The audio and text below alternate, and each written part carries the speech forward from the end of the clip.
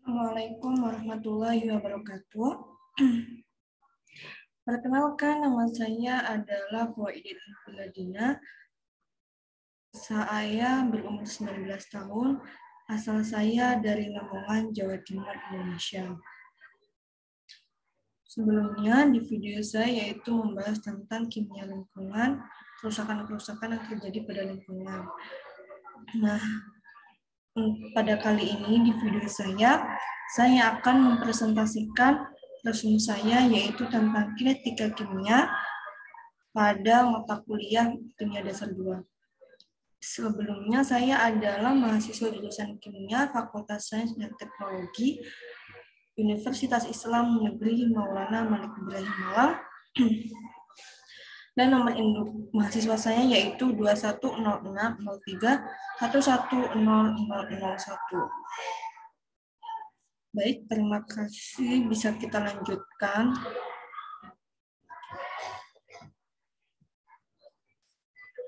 Poin-poin yang dipelajari pada termodinamika yang pertama, pada kinetika kimia itu ada 3, yaitu termodinamika yang pertama.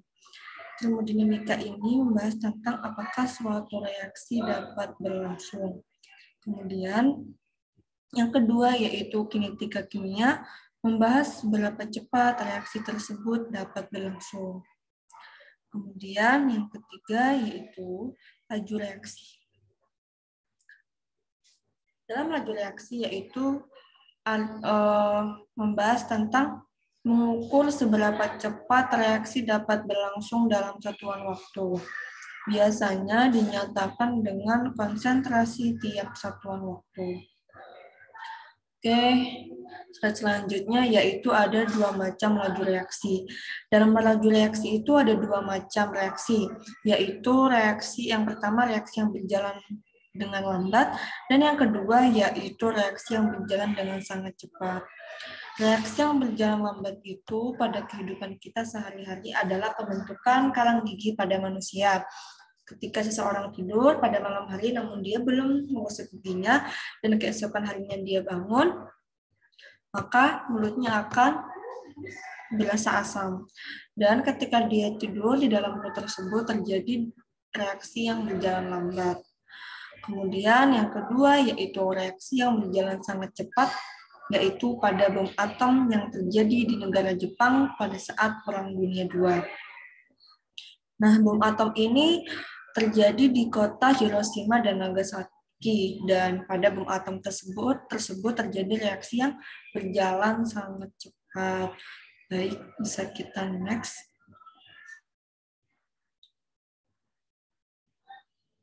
Nah, kemudian ada rumus umum laju reaksi.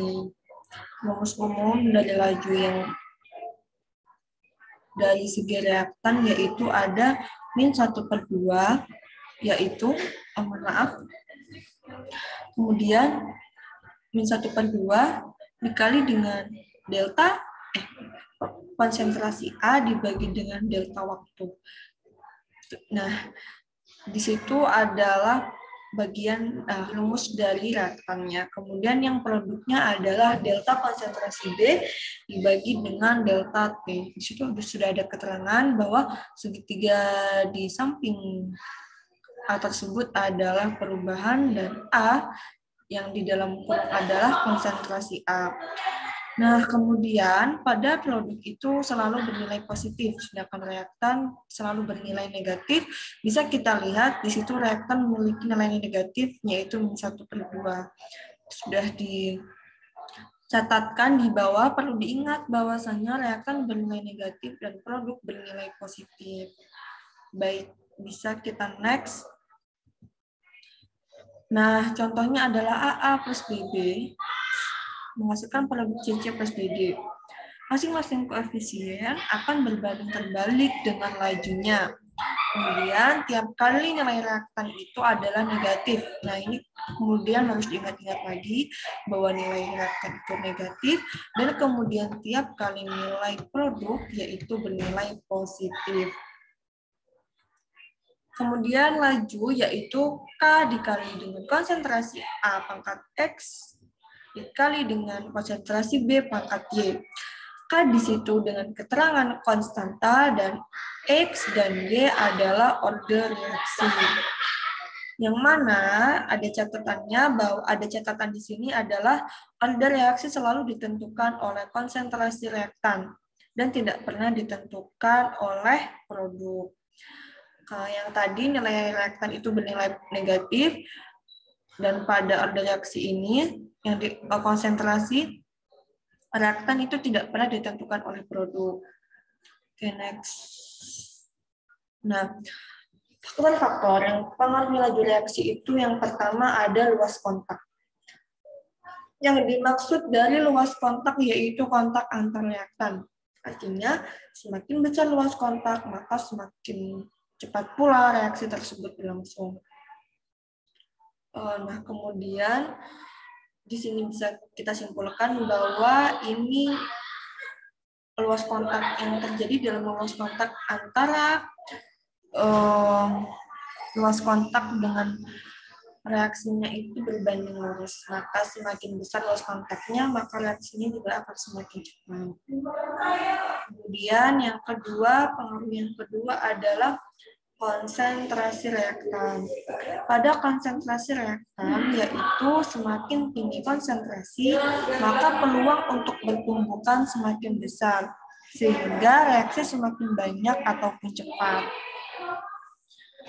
Nah, kemudian ini faktor yang kedua yang mempengaruhi laju reaksi, ya kan? Kemudian selanjutnya ada suhu reaksi.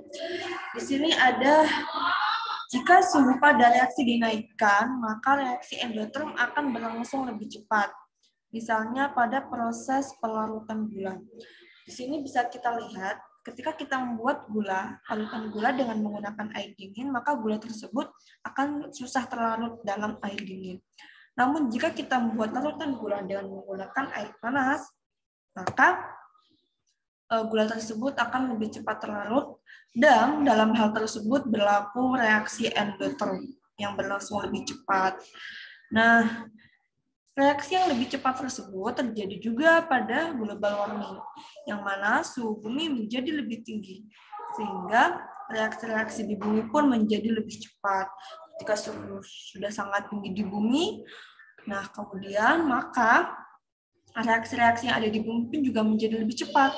Nah, bisa kita lihat ketika nanti sudah sangat tinggi suhunya dan reaksinya sudah sangat cepat, maka bisa dilihat bahwa kutub utara yang berisi dengan saljuan dan es ataupun salju-saljuan tersebut lama-lama akan mencair. Kemudian, adapun makhluk hidup yang tinggal di daerah tersebut seperti beruang kutub nantinya akan kehilangan tempat tinggalnya. Kemudian, pengaruh yang keempat yaitu adanya katalis. Adanya katalis ini yaitu juga mempercepat reaksi.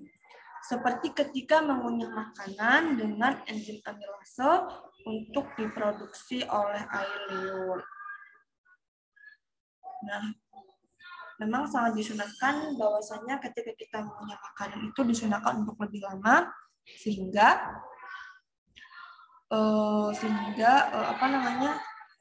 itu juga akan berpengaruh pada kesehatan tubuh kita. Selanjutnya ada hukum laju. Pada pengukuran laju secara percobaan menghasilkan hukum laju yang menyatakan laju dalam konstanta laju dan konsentrasi reaktan.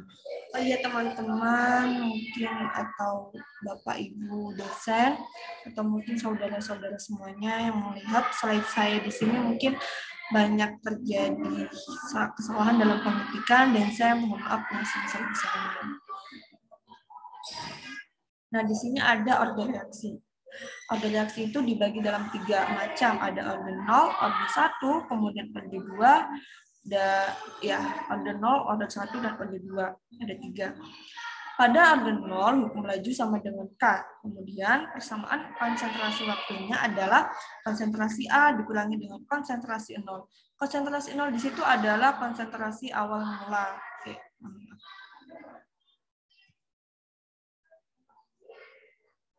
Sama dengan min KT. Kemudian waktu paruh pada order 0 yaitu konsentrasi A0 dibagi dengan 2K. Kemudian ada satu yaitu hukum laju sama dengan konstanta dikali dengan konsentrasi A. Persamaan konsentrasi waktu sama dengan ln yaitu dy per A0. A0 tadi adalah konsentrasi awal mula sama dengan KT. Dan waktu paruh yang terjadi pada orde 1 adalah 0,693 dibagi K. Kemudian 0,693 dibagi dengan K. Kemudian orde 2, pada orde 2 ada hukum laju sama dengan K dikali dengan konsentrasi A kuadrat. Persamaan konsentrasi waktu sama dengan 1 per konsentrasi A sama dengan Pi dibagi dengan konsentrasi A awal mula plus KT. Dan waktu paruh pada orde 2 yaitu 1 sama dengan 1 dibagi K dikali dengan konsentrasi A awal mula atau mula-mula. Konsentrasi A mula-mula. Nah, di sini bisa kita ketahui yaitu reaksi disebut orde 0 jika perubahan konsentrasi reaktan tidak mempengaruhi laju. Kemudian waktu paruh adalah waktu yang dibutuhkan agar konsentrasi pada saat waktu paruh tersebut sama dengan dari konsentrasi mula-mula nilai tersebut yang dimasukkan ke ruang sebelumnya. Misalkan konsentrasi mula-mulanya nilainya adalah 1. Nah, jadi waktu paruhnya adalah setengah dari nilai konsentrasi mula-mula tersebut. Berarti waktu paruhnya adalah setengah dari 1, yaitu setengah. Dan dimasukkan ke dalam ruang sebelumnya. Baik, terima kasih telah menonton video saya. Mohon maaf apabila banyak kesalahan yang terjadi dalam video saya. Semoga bermanfaat. Terima kasih. Wassalamualaikum warahmatullahi wabarakatuh. Assalamualaikum. Tidur ya?